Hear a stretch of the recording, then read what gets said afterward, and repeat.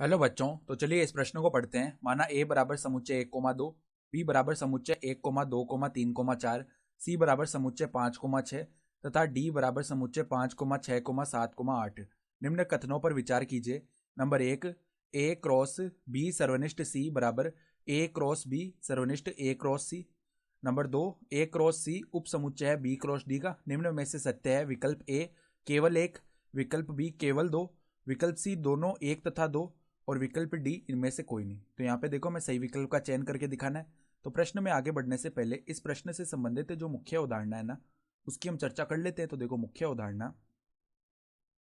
तो ध्यान से देखो, जब भी हम लिख रहे हैं P सर्वनिष्ठ Q, तो इसका अर्थ क्या होता है?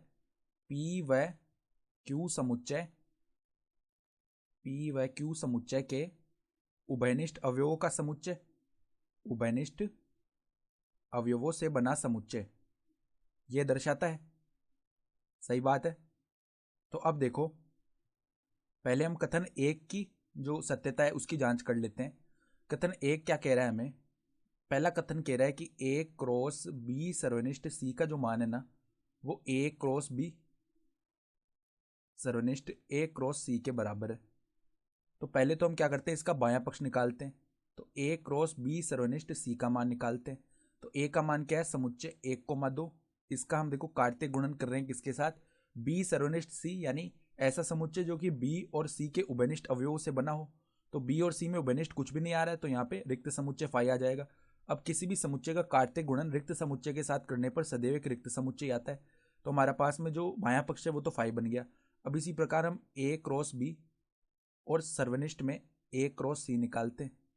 तो देखो a क्रॉस b निकालेंगे ना, तो a का कार्तीय गुणन करना है b के साथ। तो क्या क्या आ जाएगा? देखो इसके समुच्चय के अंदर एक आएगा पहले, ठीक है, फिर 1,2 आ जाएगा, फिर 1,3 आ जाएगा, फिर 1,4 आ जाएगा, ठीक है। इसी प्रकार देखो 2,1 आ जाएगा, फिर 2,2 आ जाएगा, ठीक है, फिर 2,3 आ जाएगा, फिर 2,4 आ जाएगा। इतने पद आए गए।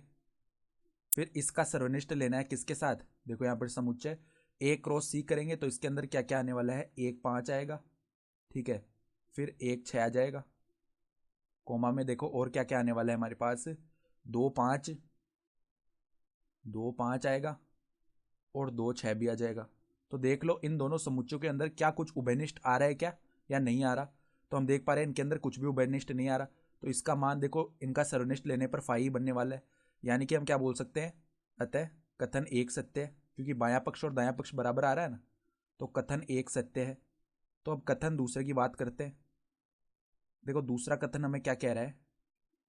दूसरा कथन कह रहा है कि a क्रॉस c जो है वो उप समुच्चय है किसका? b क्रॉस d का। तो a क्रॉस c देखो हम निकाल लेते हैं, पहले भी हमारा निकाला हुआ है यहाँ पर। a क्रॉस c देखो क्या आया था पिछली बार जब हमने निकाला था ना, तो ये रहा देखो 1,5 1,6 2,5 2,6। तो देखो 1,5 1,6 2,5 2,6 ये अवयव आ रहे हैं।